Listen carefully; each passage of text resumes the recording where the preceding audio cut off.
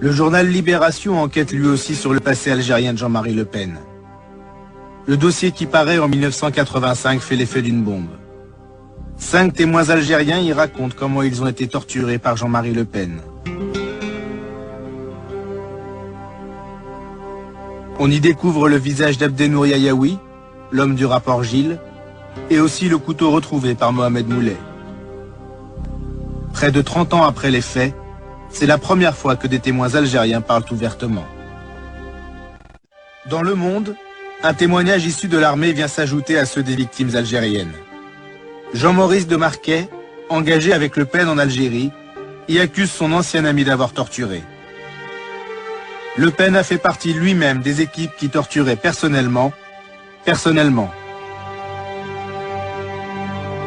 Dans la foulée, le journal Libération publie le témoignage d'un ancien légionnaire en poste à Alger au même moment que Jean-Marie Le Pen. Valls, c'est son nom, il confirme qu'il a vu Le Pen torturé. Il tapait sur un type qui était déjà bien entamé et encore branché à la gégène. Moi, je n'ai aucun sentiment de culpabilité. Je le dis très clairement. Moi, je n'ai fait que mon devoir, j'ai fait mon devoir, et je n'ai pas du tout à m'en justifier. Et je lui pardonnerai jamais à Le Pen. Je ne pardonnerai jamais. Impossible. Normalement, c'est un type qui ne devrait pas être candidat. Il devrait être sur le banc des accusés-là et au tribunal international. C'est là qu'il devrait être. Pas candidat à la présidence. Eh oui. Le Pen a fait des dégâts. Non seulement il a torturé les gens, mais il les a violés, enfin violés au sens dans l'intégrité, dans leur vie.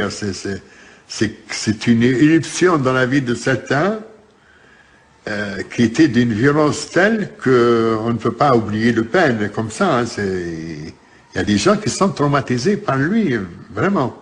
J'ai souffert moralement et physiquement. Bon, surtout moralement, jusqu'à maintenant, 50 ans. Je ne peux pas dormir, je suis possédé. Des fois,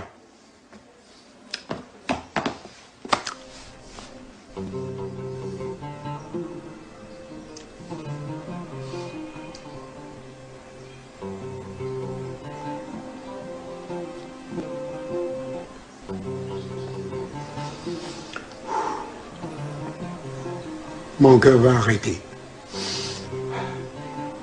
Surtout pour que mes camarades... Voici notre estimation du résultat du premier tour de l'élection présidentielle. En tête, Jacques Chirac, 20% des voix. Énorme surprise, Jean-Marie Le Pen semble devoir être le second avec 17%.